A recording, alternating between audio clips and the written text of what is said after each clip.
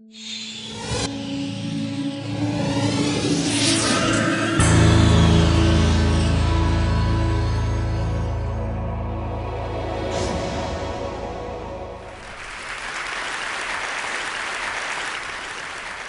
January, my company, Fark.com, was sued along with Yahoo, MSN, Reddit, AOL, TechCrunch, and others by a company called Gooseberry Natural Resources. Gooseberry owned a patent for the creation and distribution of news releases via email. Now, it may seem kind of strange that such a thing can actually be patented, but it does happen all the time. Take something already being done and patent it for an emerging technology, like phone calls on the internet, or video listings for TV shows, or radio but for cell phones, and so on. The problem with these patents is that the mechanisms are obscure, and the patent system is dysfunctional. And as a result, most of these lawsuits end in settlements. And because the settlements are under a non-disclosure agreement, no one knows what the terms were. And as a result, the patent troll can claim that they won the case. In the case of Gooseberry Natural Resources, this patent on emailing news releases had sort of a fatal flaw as it pertained to myself. And that was that in the mainstream media world, there is only one definition for news release, and it turns out that is press release, as in PR. Now, my company, Fark, deals with news, ostensibly. And as a result, we were not in violation of this patent. So case closed, right? Wrong. One of the major problems with patent law is that in the case when you are sued by a patent troll, the burden of proof that you do not infringe on the patent is actually on the defendant, which means you have to prove that you do not infringe on the patent that they're suing you on. And this can take quite a while. You need to know that the average patent troll defense costs $2 million and takes 18 months when you win. That is your best case outcome when you get sued by a patent troll. Now, I had hoped to team up with some of these larger companies in order to defend against this lawsuit, but one by one, they settled out of the case. Even though, and this is important, none of these companies infringed on this patent, not a one of them. And they started settling out. The reason they settled out is because it's cheaper to settle than to fight the lawsuit. Clearly, $2 million cheaper in some cases, and much worse if you actually lose. It also constitutes a massive distraction for management of a company, especially a small 8-man shop like my company. 6 months into the lawsuit, we finally reached the discovery phase. And in the discovery phase, we asked the patent troll to please provide screenshots of Fark where the infringement of their patent was actually occurring. Now, perhaps it's because no such screenshots actually existed, but suddenly Gooseberry wanted to settle. Their attorney. Yes, my company is having a reorganization on our end, never mind the fact that the address led to a strip mall somewhere in northern LA with no employees. And we'd like to go ahead and close this out, so would you mind giving us your best and final offer? To my response, how about nothing?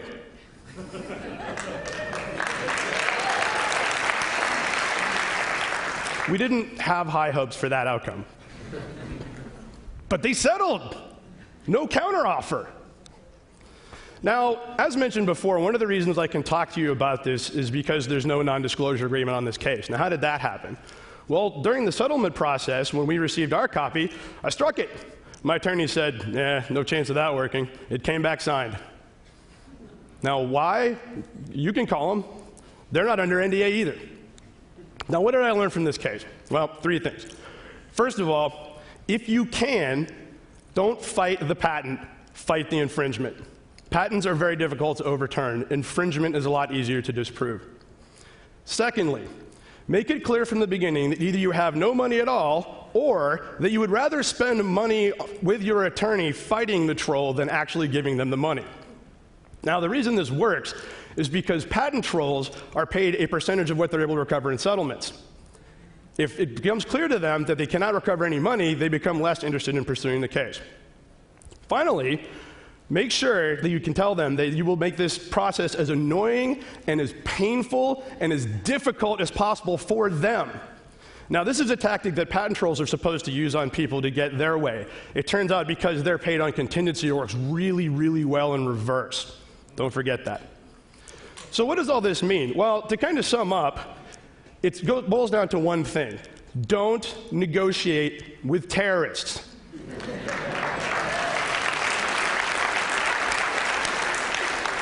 Patent trolls have done more damage to the United States economy than any domestic or foreign terrorist organization in history every year. And what do they do with that money? They plow it right back into filing more troll lawsuits. Now, this is the point in the talk where I'm supposed to come up with some kind of a solution for the patent system. And the problem with that is that there are two very large industry groups that have different outcomes in mind for the patent system. The healthcare industry would like stronger protections for inventors. The high-tech industry would like stronger protections for producers. And these goals aren't necessarily diametrically opposed, but they are at odds.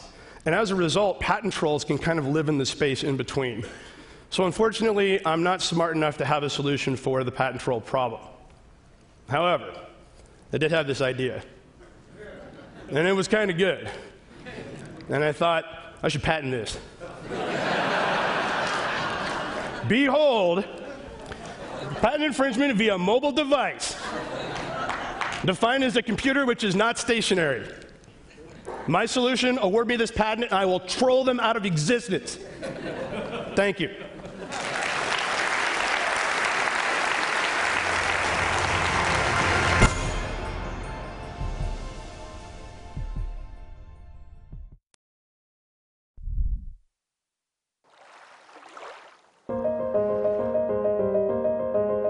It takes 10 gallons of water to produce one slice of bread, 35 gallons to make 1 cup of coffee, 635 gallons to make 1 hamburger.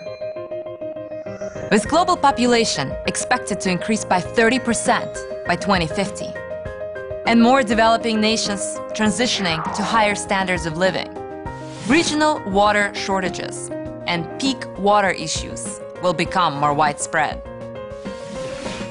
Only 2.5% of the world's water supply is fresh. And less than 1% of fresh water is accessible surface water, with the rest locked up in snow covers, glaciers, and underground aquifers. While North America has 15% of the world's fresh water supply and 8% of the population, China is the inverse, with 7% of the world's freshwater supply and 21% of the world's population.